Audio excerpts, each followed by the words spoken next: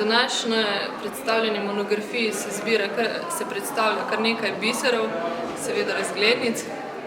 Ena od njih je že omenjena vrtnica, ki predstavlja najstarejše predstavljeno gradivo v knjigi, je datirana tam v letih 1863 do 1873, krasijo pa jo podobe tako Celja kot tudi Laškega, Zidanega mostu, Rimskih Toplic in tako dalje.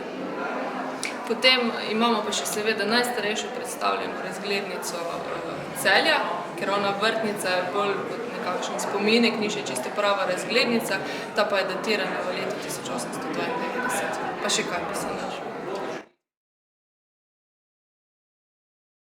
Projekt smo se odločili predvsem zato, ker imamo zelo bogato zbirko, ki pa še ni bila nikoli predstavljena širši javnosti.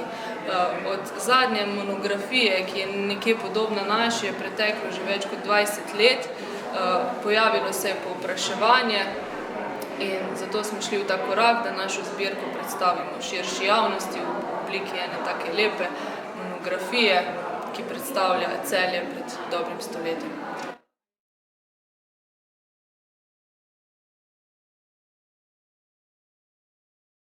Ja, nekaj ga je, predvsem je pa veliko zanimanja za razglednice na družabnih omrežjih, kot je na primer Facebook. Po celi Sloveniji se pojavljajo skupine, ki objavljajo svoje razglednice in fotografije svojih krajev nekoč.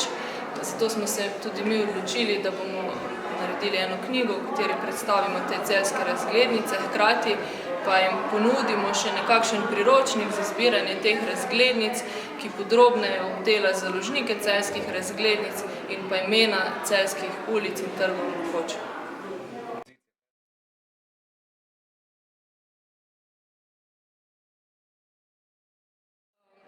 Ja, tiste prve razglednice so bile videti malo drugače kot današnje, ker razglednica se je razvila iz dopisnice, na kateri so dodali fotografijo.